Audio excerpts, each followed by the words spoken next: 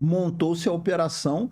Aí já foi uma operação realmente de grande vulto, que não envolveu só o Brasil, envolveu todos os outros países que estavam na Força de Paz, certo? E aí teve a operação de tomada de toda aquela região ali, certo? Então eu lembro que a reunião dessa missão foi na base nossa, na base de Fuzileiro, reuniu para mais de não sei quantos blindados de exército, fuzileiro e de outros países. Cara, sem brincadeira, devia ser brincando ali para mais de 20 blindados. Muito blindado. Reuniu todo mundo. Aí o pessoal do Dopage, porque basicamente de brasileiro tinham duas equipes assim que a gente pode dizer de operações especiais. O Dopage, que era uma equipe grande, se eu não me engano, 18 ou 16 militares.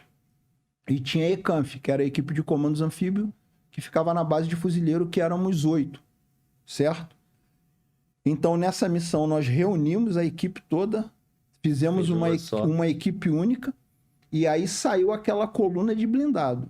Os 2 primeiros blindados, eles estavam configurados com militares do Exército do Dopaz e militares da ECANF. No primeiro blindado e no segundo blindado também. Militares do Exército do Dopaz e militares da ECANF. E fomos, aquela coluna de blindado. Isso de madrugada. Os outros países. E os outros blindados seguindo. Aquela coluna com mais de 20 blindados. Num determinado momento, num determinado local que já estava pré-determinado, a coluna ia parar e somente os 2 blindados da ponta que iam prosseguir, que eram os blindados que a gente estava, certo? A coluna mecanizada, a coluna de blindados, ela só iria avançar quando a gente entrasse no território e tomasse 2 posições que tinham que ser tomadas, que era na avenida principal, era uma casa de 3 andares de um lado, que era onde eu ia ficar, e a casa quase que de frente, também muito grande, de 2 andares, que parecia até assim uma instalação tipo do tamanho de uma escola, de uma escola pequena, bem grande, que era a posição onde o Assombroso ia ficar, certo? Com a equipe dele. Então o que aconteceu? Eu tava no mesmo blindado do Assombroso, e aí a gente foi. A coluna toda parou e os 2 blindados avançaram pela madrugada. Aquele silêncio, ninguém na rua, tipo papo de 3 horas da manhã ali. Quando a gente adentrou nessa região, propriamente dita, aí começou. Meu irmão, mas era muito, muito disparo, muito volume de fogo em cima dos 2 blindados. Foi recebido já? Já fomos recebidos daquele jeito. E a gente, dentro do blindado, a gente só escutava aquele barulho dos disparos batendo na blindagem. Tem. E disparo, muito disparo. Isso é uma coisa que o Assombroso enfatizou bastante ali no... O poder dos caras, o fogo. Que a gente, dentro do blindado, a gente falou, meu irmão, é muito armamento. Não é pouca coisa que tá atirando na gente. E a equipe dele que tinha avançado naquele momento já tinha visto, né? Já tinha tomado conhecimento do poder dos caras. Sim, daquele dia que retraíram. Sim. Só que ainda assim... fez parte da montagem da operação. Só que ainda assim, nesse dia que eu tô te contando agora, era muito mais. Sim. Era infinitamente mais.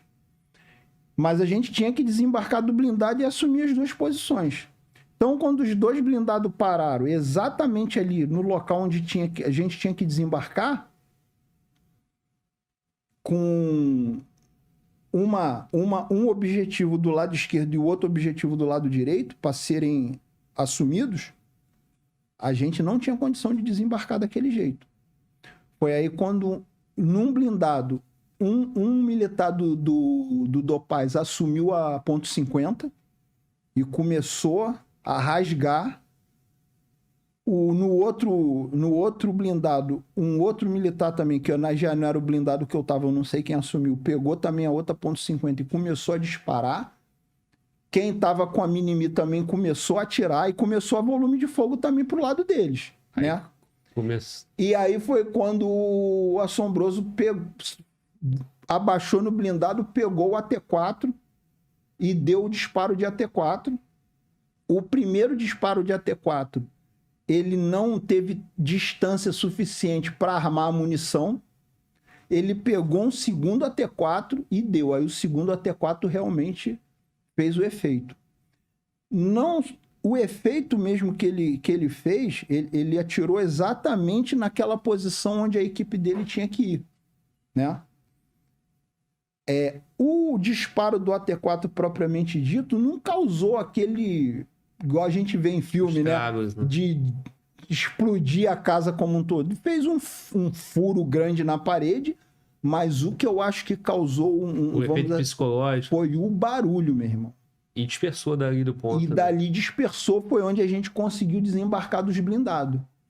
Aí uma equipe foi para um lado, a outra equipe foi para o outro. Aí quando a gente desembarcou, que foi para o lado esquerdo, a nossa equipe também fomos recebidos com resistência na instalação, na construção do lado esquerdo. Aí eu lembro que o parceiro que estava com a Minimi, né, que era o que estava logo o segundo homem da coluna, pegou a Minimi também, descascou, sem pena, e aí a gente conseguiu entrar dentro da casa, né? Entramos, já fomos para o segundo andar, e aí olhamos para o outro lado, eles também já tinham assumido a posição lá deles. E aí, a partir dali, a gente começou a administrar, né? Começamos a montar a exposição de tiro, começamos a botar saco de areia, para poder começar a ver para onde que estava, onde que os caras realmente estão posicionados. Que até então a gente não tinha uma visão, tá para cá, tá para lá, para onde que tá? A gente não tinha essa visão. Aí quando a gente conseguiu ir para o segundo andar, a gente começou a entender como é que eles estavam posicionados. E aí a gente mandou o rádio. Aí que a coluna de blindado avançou. Aí quando a coluna de blindado avançou, aí, tipo assim, cada blindado com uma .50 em cima. 20, aí, né? Aí começaram os blindados a entrar, foram tomando. E ainda aconteceu uma situação. Isso o dia já estava quase ali para clarear. O que acontece? Eles receberam o blindado, eu não lembro de que país era agora, mas era um blindado, cara, um blindado pequenininho, e ele era todo automatizado. Tanto é que o atirador da metralhadora, ele não ficava exposto. Ele ficava dentro do blindado, tipo, controlando por uma tela. Sim. E um joystick. Então, um dronezinho, tipo, né? Um drone. Então você só via a torre em cima do blindado se mexendo sozinha. Caralho. No automático. O que aconteceu, meu irmão? O cara errou o alvo e começou a atirar na posição que o assombroso estava, meu irmão. E a gente do outro lado da rua só vendo os rombos na parede, meu irmão. E bum, bum, bum, bum, bum, bum. Aí alguém lá teve a sagacidade de pegar o capacete azul, botar em alguma coisa, não sei se foi num cabo de vassoura assim. Num ponto que o cara viu, aí viu que quem estava naquela posição era a tropa da ONU. Aí o cara parou de atirar. E a gente pelo rádio falando, pô, manda o blindado parar de atirar, ele tá atirando na posição do Kid Preto. Sim. Fala que o blindado tá atirando em Kid Preto, que Kid Preto era o codinome do Dopar, né? Sim. E a gente de frente vendo aquilo não tinha o que fazer. Fogo pra caralho. Muito volume de fogo, comendo ali fora. E aí a gente pelo rádio, olha, chamamos o comando e ó, o blindado que tá aqui de frente pra nossa posição tá atirando na posição do Kid Preto. Sorte que eles estavam bem abrigados, se jogaram no chão, né? O Assombroso comenta aí, todo mundo se jogou no chão e só os rombos na parede, meu irmão. Mas aí levantaram o capacete, o cara do blindado viu. E dava pra eles perceberem que não era fogo inimigo, né? Dava porque pela posição. Por causa do calibre. Não, por causa do calibre. O inimigo não tinha esse armamento. Sim. Era armamento pesado. Sim. Era tipo um 20mm, alguma coisa desse tipo. Sim, sim. E quando vocês foram progredindo, os dois da frente, né? Quando começa a jogar fogo de .50 e esse efeito do AT4... Não, aí eles deram uma segurada também. E aí foi a oportunidade que a gente desembarcou. E ainda eu com o meu dupla, que eu tava no blindado do Assombroso, porque o blindado do Assombroso foi pra direita, só que eu tinha que ir pra esquerda. Sim. Eu tive que desembarcar e atravessar a rua de novo, correndo, pra poder entrar na casa do outro lado. Sim. Que na verdade eu ia ficar do lado esquerdo. Não tinha o abrigo do blindado, né? Não tinha, porque o blindado tava parado, tipo assim, era uma avenida larga. Então um blindado foi para direita, outro blindado foi para esquerda. Depois do tiro do AT4, eles manobraram e abriram. Sim. Certo? E aí, quando diz que abriu a porta, né? A escotilha lá do blindado, aquela porta traseira abriu. E as equipes desembarcaram, meu colega olhou pra minha cara e eu falei, agora vamos ter que atravessar a rua, não tem jeito. Nossa posição não é aqui, é lá do outro lado. Sim, sim. Mas a gente conseguiu atravessar correndo e deu certo. E aí ganhou 2 posições. Aí ganhamos 2 posições. Foi o momento que vocês começaram a ter a visão. Aí começamos a olhar, com a AVN, né? Começamos a observar com a AVN, começamos a orientar também o cara do blindado, mais ou menos melhorar a direção de tiro dele, do blindado. Aí o pessoal da equipe do Assombroso já assumiu uma posição lá no terraço que era tipo uma caixa d'água. Imagina uma caixa d'água de concreto. Tem umas fotos aí que hoje você vê. Tipo assim, você vê assim, tipo um quadrado que parece uma caixa d'água, eles estavam dentro daquele quadrado. Aí eles já montaram o Barrett, já montaram os fuzis de precisão e aí começaram a brincar ali. Perfeito, entendi. Então, a posição não era para dar fogo, era para posicionar e deixar os outros 18 blindados avançar, ir pro combate. Exatamente. E vocês ficando sapecando, caçando. Exatamente, porque, tipo assim, os blindados, eles que iam penetrar a fundo dentro daquela localidade ali. E você no estilo de sniper de caçador. Exatamente, e a gente não buscando alvo selecionado. Buscando alvo selecionado e passando o que a gente estava vendo da nossa posição para quem estava no chão. Para a equipe ir... Exatamente. Então a gente ali conseguia ter uma visão melhor, porque a gente estava com luneta, a gente estava com binóculo, enquanto estava escuro a gente estava usando o AVN, então a gente conseguia ver a movimentação deles, conseguíamos ver aonde que eles estavam se concentrando em maior número, de onde eles estavam tendo posição privilegiada de tiro e a gente conseguia abater. Com isso, a gente facilitava o quê? A penetração das equipes que estavam no chão, dos pelotões, das esquadras de tiro e por aí vai, das patrulhas que iam realmente desembarcar dos blindados para permear ali por dentro daquele terreno. E aí, depois que o dia clareou, ficou mais fácil, né? Mas isso aí, então, vocês... Esse combate continuou na madrugada inteira? Cara, esse combate ele começou por volta ali de 3 horas da manhã. Era 5 horas da tarde do outro dia e ainda não tinha acabado. E você na posição? Aí a gente já tinha abandonado as posições, tanto a minha equipe quanto a equipe do Assombroso do Dopaz, e aí já tínhamos ido para andar. Progredindo, foi avançando. Progredindo também.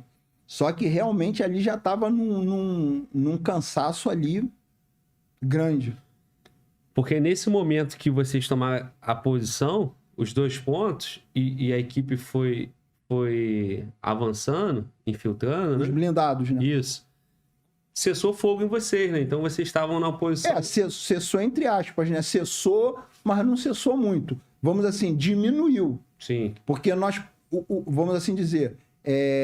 o alvo principal parou de ser a gente e começou a ter vários alvos. Sim. Então eles começaram a ter que se dividir.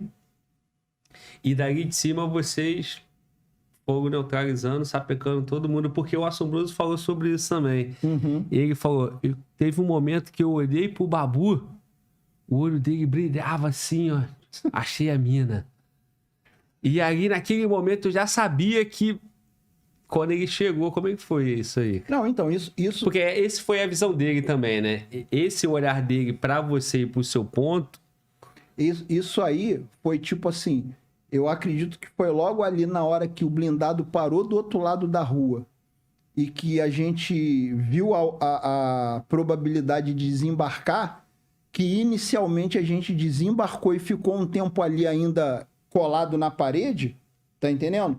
E eu olhei para ele assim, eu falei assim, meu irmão, é agora, vamos fazer a festa aqui, vamos subir e vamos fazer a festa. Foi isso.